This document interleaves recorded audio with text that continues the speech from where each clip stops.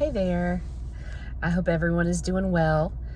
I am a little bit late in posting this video for a few different reasons, but I definitely wanted to follow up from my last update for everyone that is tuning in. My name is Rebecca, and I am currently battling breast cancer, and I am halfway through my chemo treatment for HER2 positive breast cancer, and I gave an update probably a week and a half ago, maybe a little bit longer, on my third round and how I was feeling and side effects from the last treatment infusion.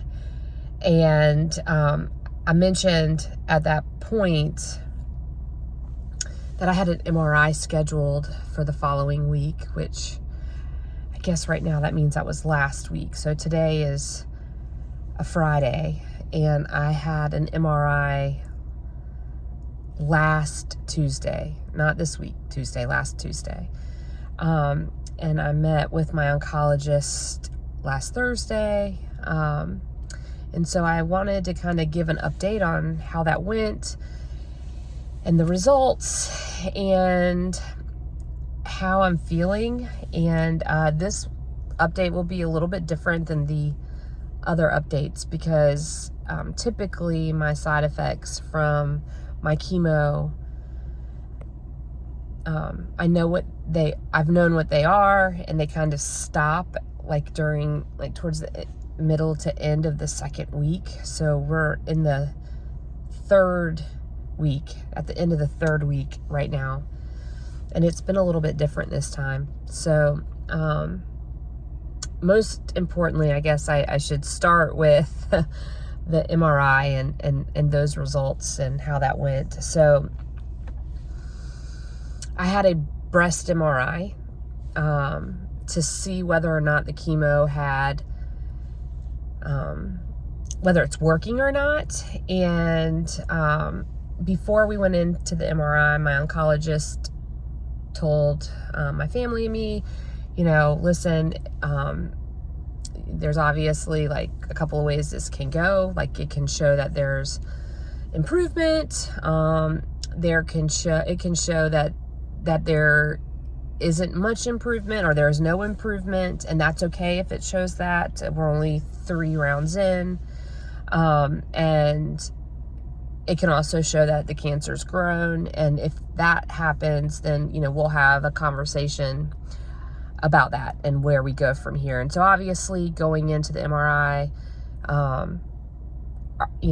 this is common sense. Our biggest fear and concern and prayer was that it hadn't grown. And so,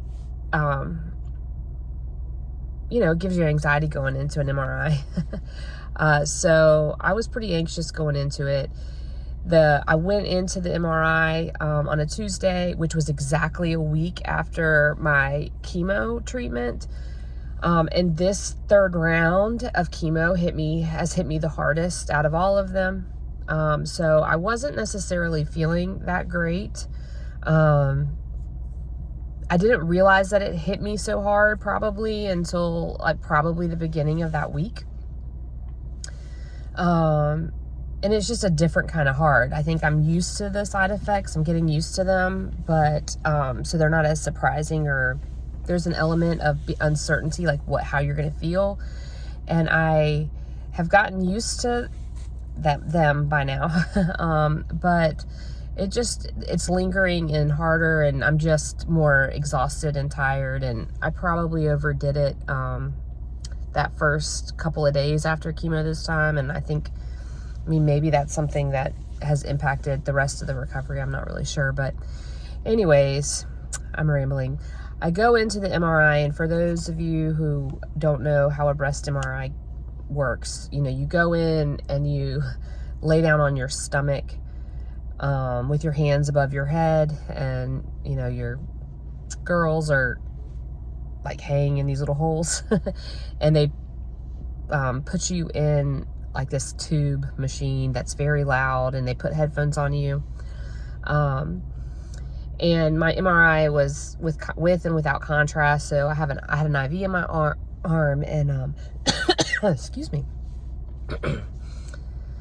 And it takes about 45 minutes. And they'll kind of move you back and forth in this machine, and halfway through they'll inject like a contrast dye thing in your arm, which is kind of crazy because it makes you feel like you're peeing your pants, and it gives like a weird taste in your mouth. And this MRI was hard for me because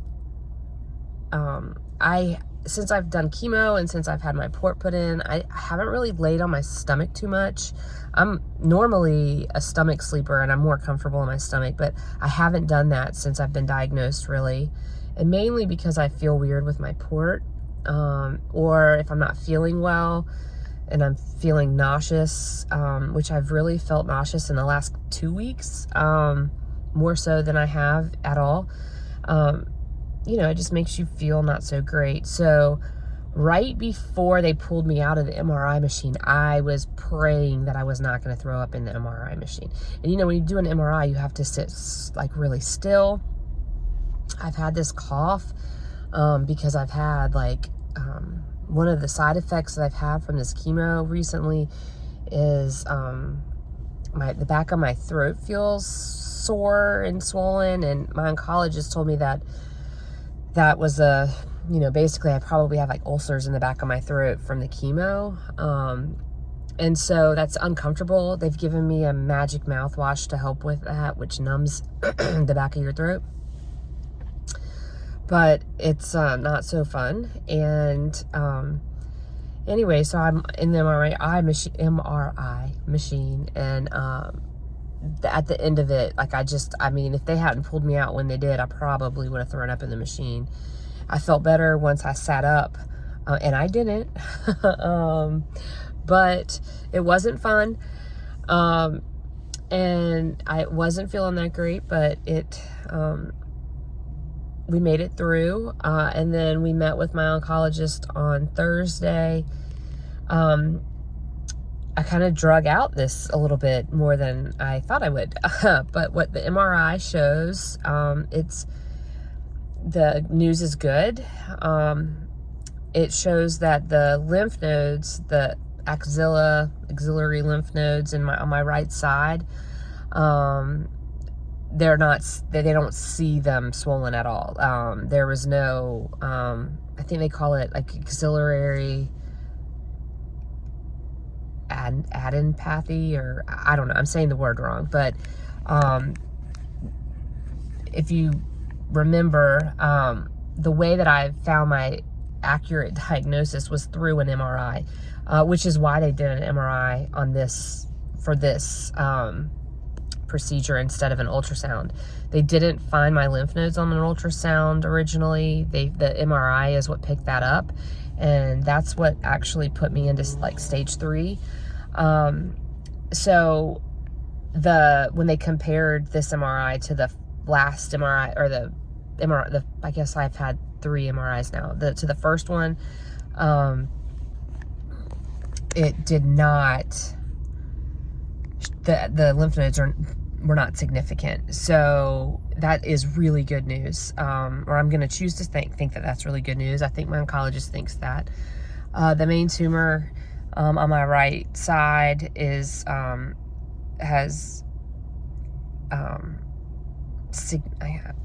significantly or substantially decreased, but is still there. I mean, it was pretty big originally, so it's still there.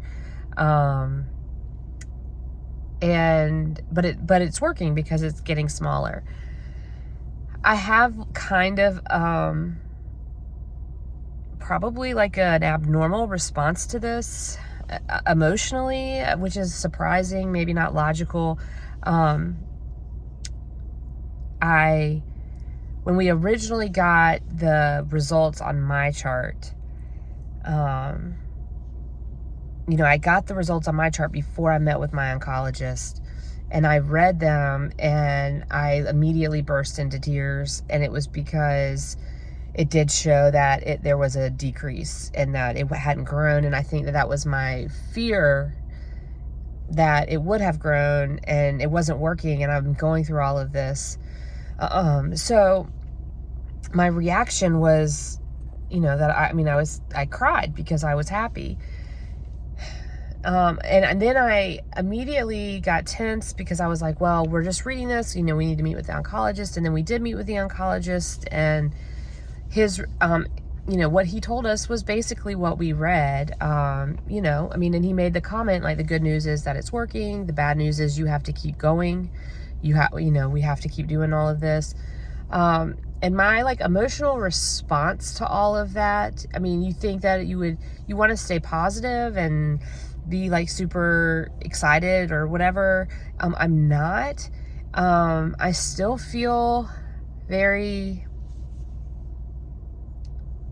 emotional about it, I guess. I almost have, like, this disappointment,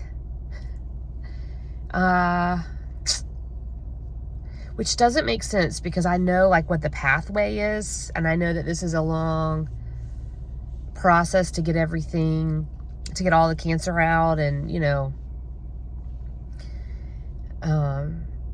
all of that. But there's a part of me that is, like, disappointed that it's not all gone. There is, like, a part of me that's like, why can't we just have the surgery right now to get it out of my body? I think that that's, like, what I'm feeling. I'm trying to identify, like, how, like, my response, why I feel the way I feel. It's not a rational response, probably. It might be an understandable response to other people that are going through this. But it's like, I just have this, like, sense of, like, urgency to get this out of my body because it's scary to me, and I see, like, what it's doing to my girls and to my family, and to me. So it's, like, not going quick enough, but it is going by fast because I'm halfway through the hard chemo, and we've gotten this far, and it's just not a rational response, I guess. Like I said, I want to be, like, really positive, but I'm a pragmatist, and I look at, I don't know, I'm not, I'm trying to justify, I guess, how my reaction, but I don't even know that I need to, or that it makes sense to, but that's just how I feel. I just want this out of my body. I'm so exhausted. I'm so tired of it, and we're still at the beginning of all of it, and that's okay. The other part of that day with the oncologist after we got that news was, I needed another echocardiogram. That was really stressful. It was really, which didn't really help my emotional state that day. We had it scheduled at 11, and my doctor's appointment ran late. So we had been at the facility, the cancer center, since, like, 9:30. So we did everything we were supposed to do. And then, understandably, doctors run late, and that, they take, I'm not going to complain about that because my oncologist is amazing and comes in and sits down and talks to me and asks all my, answers all my questions and asks me questions, and talks to my parents and talks to my husband.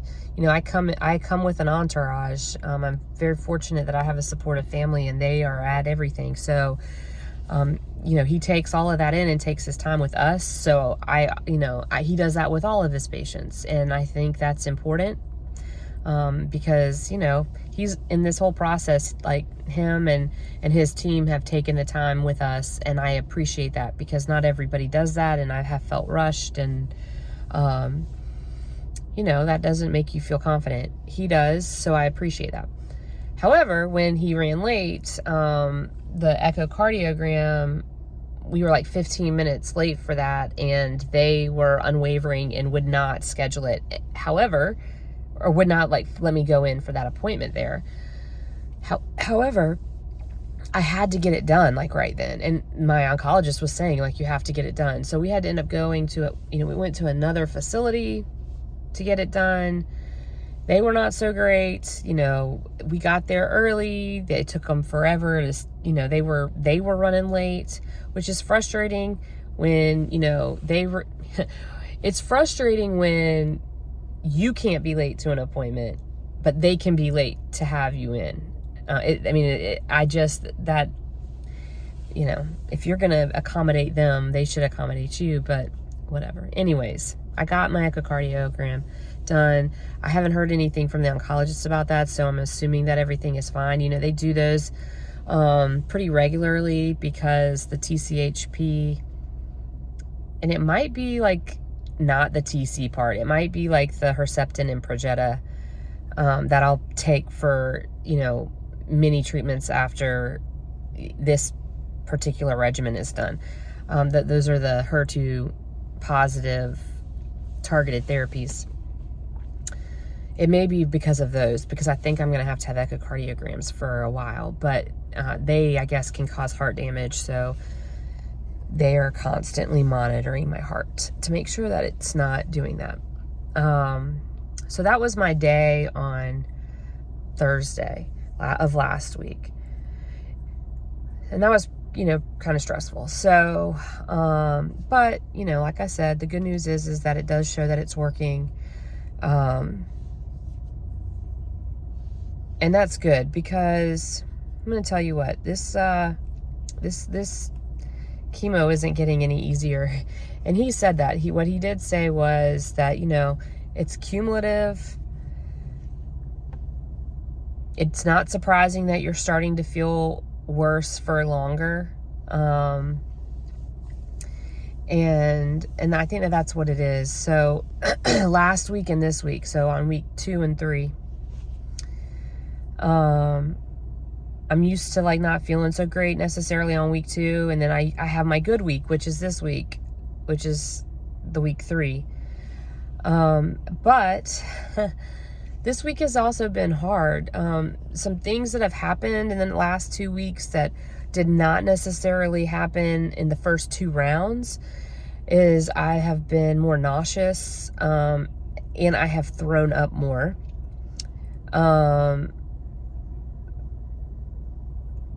I definitely get more nauseous if I am overly tired. So, for example, I had a meeting on Monday night that lasted until like 11.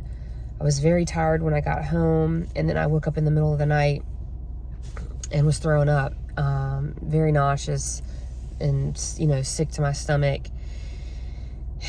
And so that wasn't fun. I have been nauseous like multiple times in the last couple weeks, so I've had to have Zofran. I have all the anti-nausea meds, like the I think it's like Phenergan, and then Zofran, and then I have Ativan, which helps with anxiety and nausea, I guess. They don't really work so great right now. I mean, Zofran is something that I've had before when I was pregnant, and it always, you know, is like a magic drug. It's not, you know, I mean, it's not working as well as I want it to, this go around. So that's exhausting. I definitely haven't, like last week, I really struggled to eat. Like I have to force myself to eat, last week, and really like the first half of this week, and really like even right now, like, I mean, it's getting a little bit better today and yesterday, but food tastes like dirt. Water, everything I drink kind of tastes like dirt. It's hard for me to eat.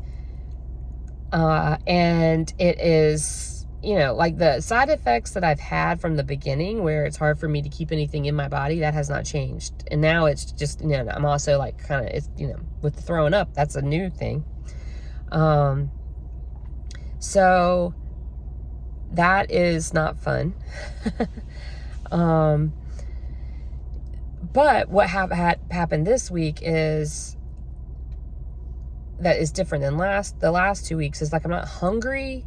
I wasn't hungry last week, so I have to force myself to eat. This week I've been hungry, and so like I'll eat because I'm hungry. That doesn't mean that everything stays in me, but I eat. It's like I will eat because I'm hungry. what I've noticed with my weight is that, you know,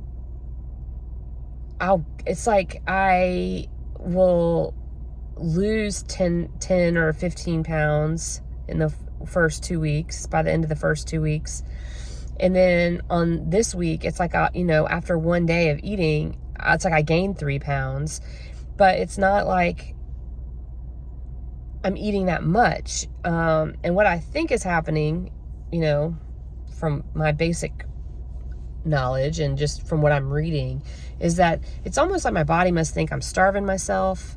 And then, so when I do eat, it's like hoarding food because it knows, which is like very frustrating, because I don't mind if I lose 10 or 15 pounds. Now I don't want to lose, like, you know, I don't want to be like unhealthy or anything, but I mean, I have, you know, I have a couple pounds I can spare. So I just don't want to gain weight. I don't know. And that may sound silly. Another thing that I noticed, and I don't know if it'll show in this picture or whatever, but, you know, last week I had an event that I had to go to, and I had a different wig on, which a wig I don't really love. But anyways, I saw a picture of myself that somebody took, and my face looks really puffy. And I don't know if it does in this or not. You can lie to me and tell me it doesn't, because that would make me feel better. But my face looked kind of puffy and doughy, and I think that that's because of the steroids and just the cancer meds. I noticed, like, now, you know, and I mentioned this in the last video, like, I feel like I look more and more like I have cancer, even with my hair on now. You know, my eyelashes have fallen out this week, my bottom eyelashes and most of my top eyelashes, and my eyes are really dry, or they run or tear. They go back and forth. So that's why I'm wearing my glasses, because it irritates my contacts. I have not lost my eyebrows yet, but like, I mean, it's like, you know, losing my eyelashes. I feel like, I mean, I've lost like most of my body hair. So if underneath my wig, I have like hair that has grown back a little bit, but it's like very patchy.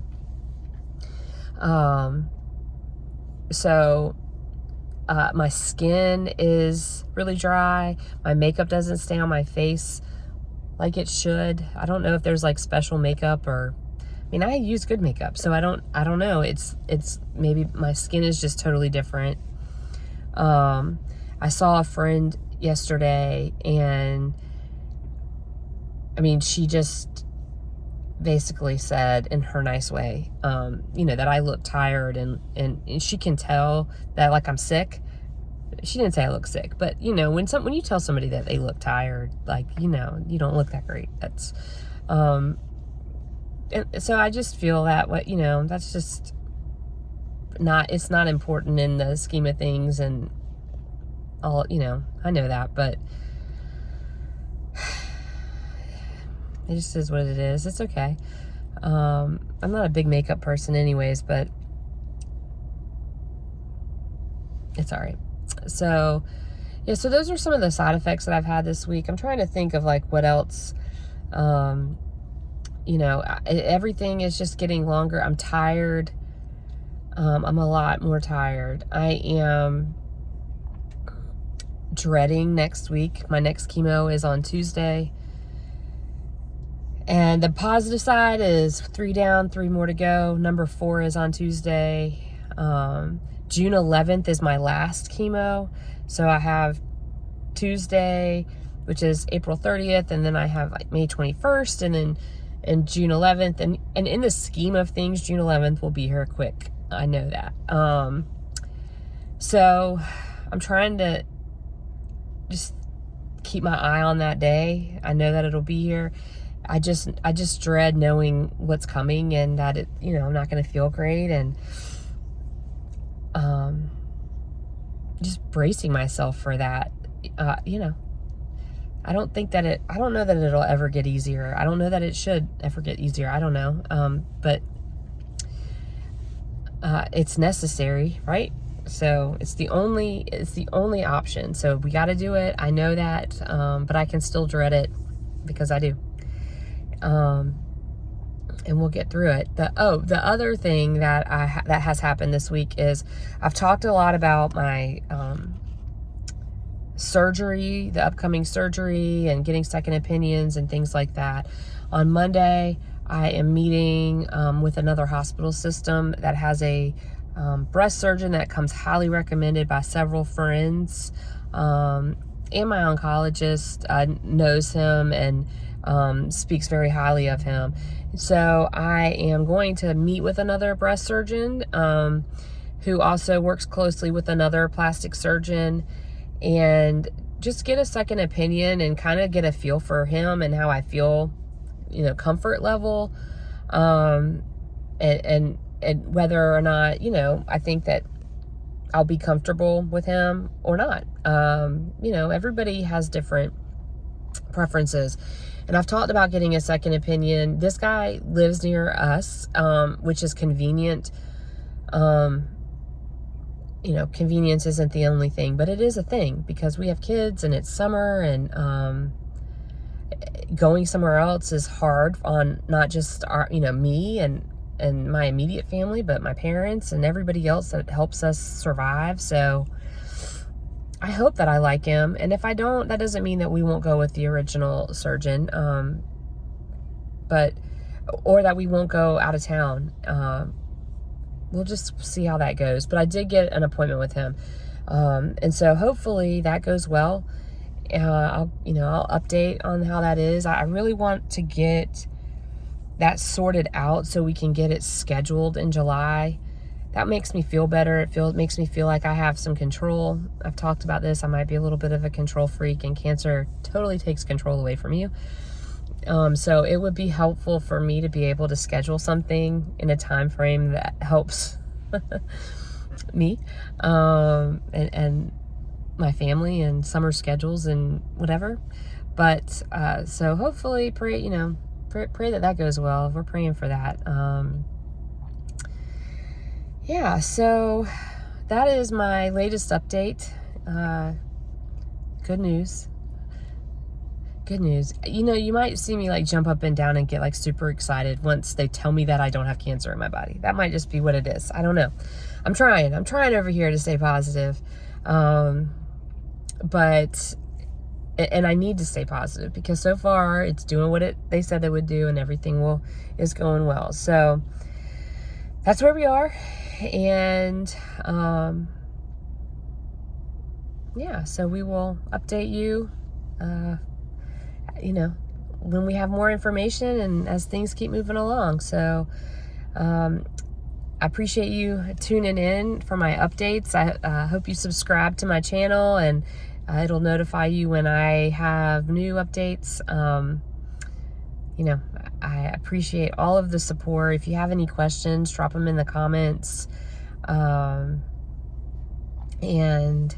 I hope that you are not going through this, but if you are going through it, definitely share your experiences or ask questions, give advice. I love reading that. So, all right. Well, we'll talk to you next time. Have a blessed weekend. All right. Bye.